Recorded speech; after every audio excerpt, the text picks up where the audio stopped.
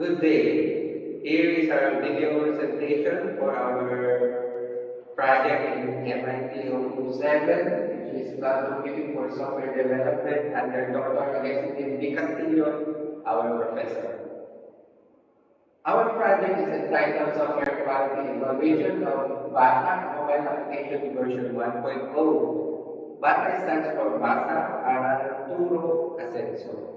Okay, on this project are Ms. Syra Chap and Kenneth B. Marquez. As an overview of our project,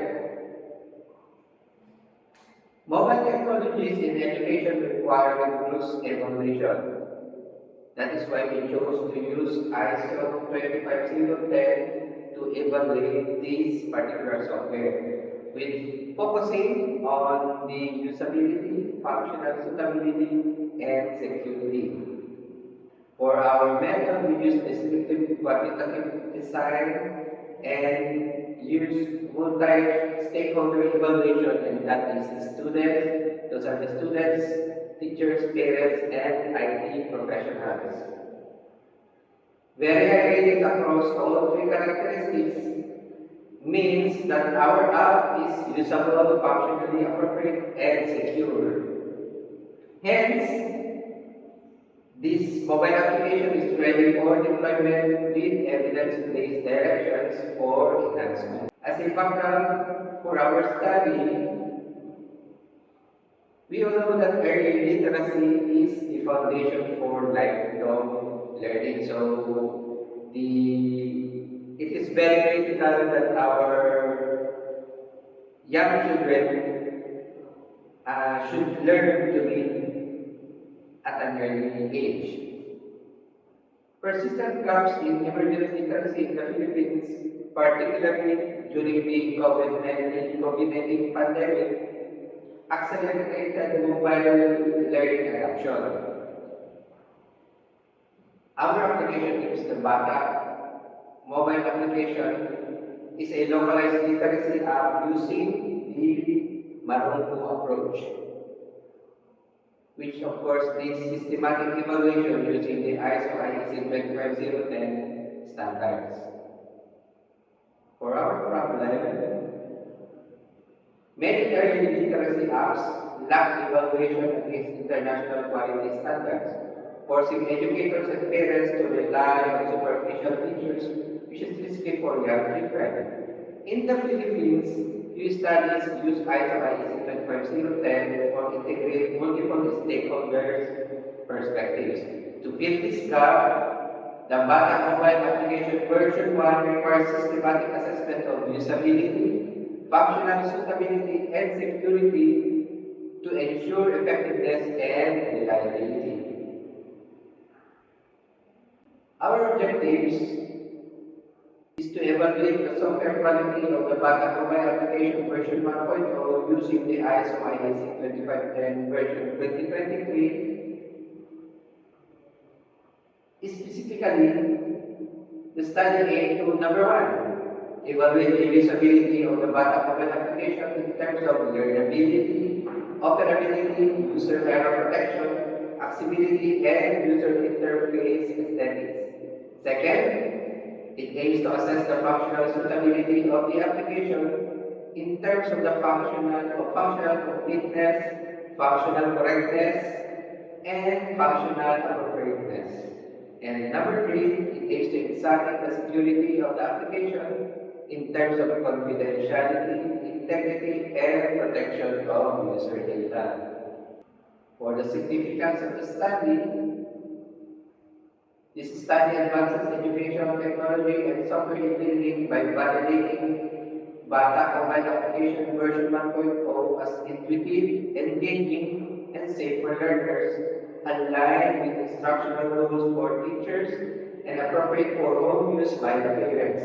It provides developers and IT professionals with ISO standards, compliance, evidence, and areas for improvement, while offering schools and policymakers guidance on adopting mobile tools to support early literacy. For methodology, we use the descriptive quantitative. Ang participant po namin dito sa Atlanta is students, teachers, parents, and tech IT professional, which is for the tech support.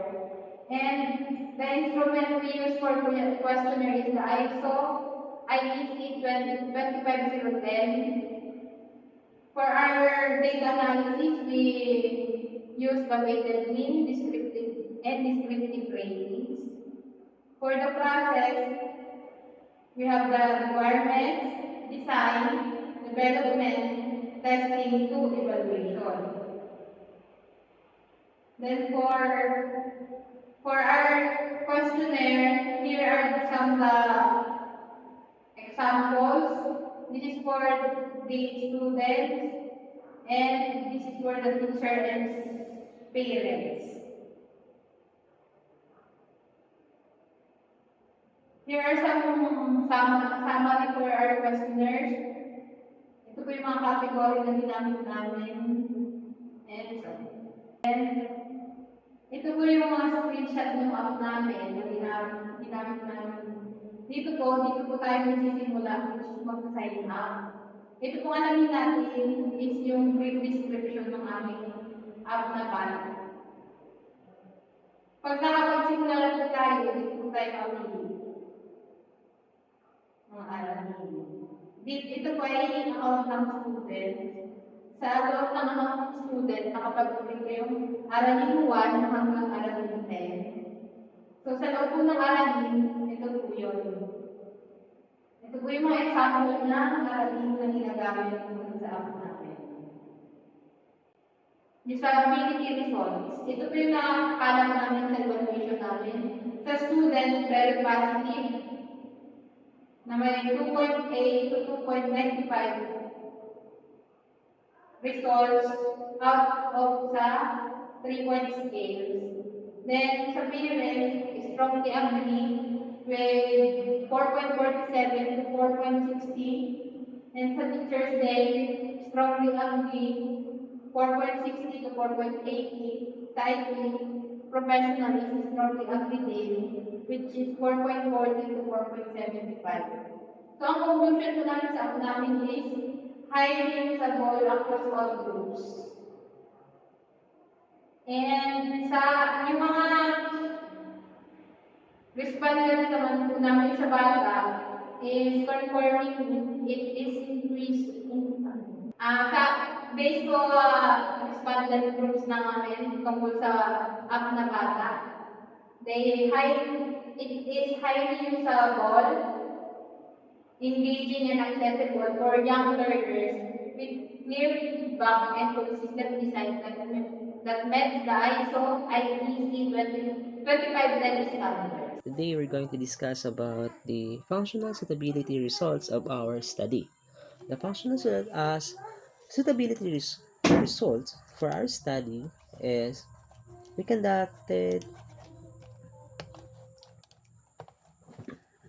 various tests for our end users, for the students, parents, teachers, and IT professionals. We're all agreed that the app or the application delivers an accurate, complete, and pedagogically appropriate literacy function, aligning with curriculum goals and supporting effective learning. We also conducted a security test for our study, wherein it also shows a promising result. Evaluation showed that application provides a safe environment, protecting children's data, blocking inappropriate content, and complying with confidentiality and integrity requirements, reinforcing a user trust. As you can see on our result here, you can see the statistics here, wherein the student shows a good numbers, 2.95 up to 3. Parents for 4.6 to 4.8. Teachers shows a strong agreement on safety, privacy, and no harm aids for 4.6 to 4.8. And IT professionals with a very good number, strong agreement on data handling, minimization, blocking, and safe links for 4.5 to 4.7. So for conclusion, the application is secure and child-appropriate environment. So in discussion, the evaluation of BATA version 1.0 showed a consistently high ratings in usability, functional suitability, and security across all stakeholders groups, confirming its pedagogical accuracy, intuitive design, and secure architecture. This convergence of positive feedbacks validates the compliance with ISO, IEC 25010-2023 standards and affirms that the application's readiness for wider deployment and future enhancements. So in conclusion, this study evaluates the Bata Mobile Application version 1.0 using ISO IEC 25010-2023, focusing on usability, functional suitability, and security, wherein it results are confirmed that the application is intuitive, pedagogically accurate, and secure with positive feedback from students, parents, teachers, and IT professionals. Overall, the Bata version 1.0 complies with international standards and is validated as a quality assured literacy tool ready for pilot use in early grading or early grade learning. And for future recommendations, future versions of Bata should enhance the usability, expand instructional features, and strengthen security through adaptive interfaces, accessibility options, gamifications, and advanced modules, multilingual support, and child safety protocols. For future research should also assess the additional ISO IEC 25010 characteristics and conduct a longitudinal studies on user acceptance and literacy outcomes to ensure the scalability and sustained impact on national educational goals. And here's a quick tour for our Bata mobile application version 1.0.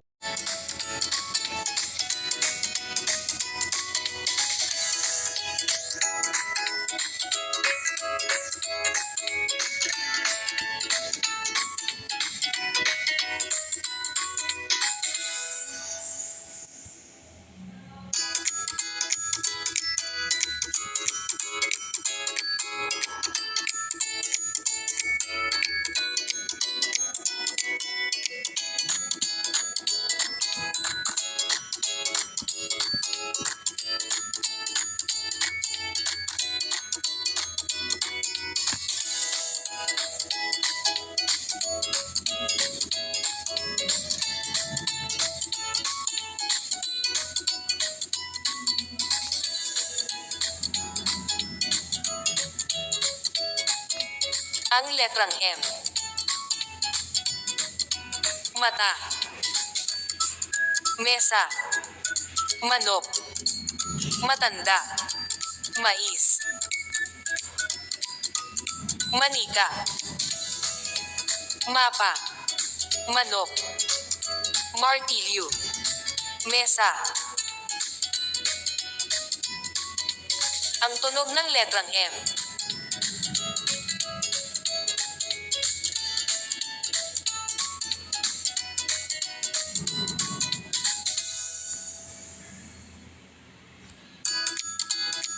Ang malaking letrang M.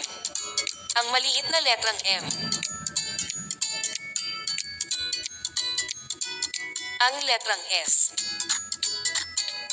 Salamin. Sapatos. Sombrero. Salamin. Susi. Tama, ang larawan na ito ay nagsisimula sa letrang S. Tama, ang larawan na ito ay nagsisimula sa letrang S. Tama, ang larawan na ito ay nagsisimula sa letrang S. Mali. Ang larawan na ito ay hindi nagsisimula sa letrang S.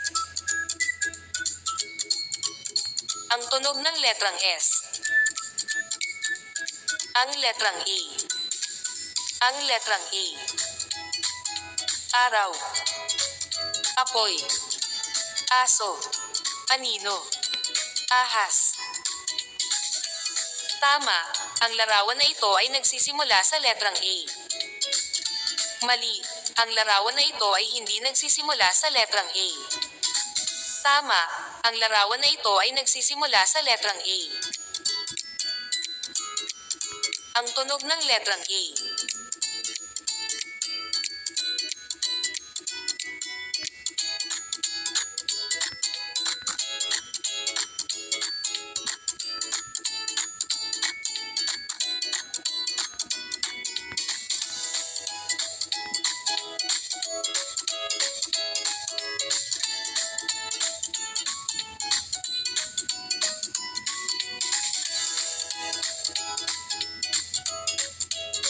Ang letrang I.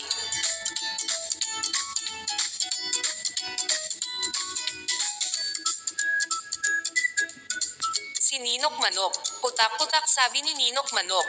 Ang lakas ng putak ni Ninok Manok. Bakit putak ka ng putak, Ninok Manok? Tanong ni Tandang Moma. May nakapasok na mahabang ahas sa kulungan ng mga manok. Sigaw ni Ninok Manok.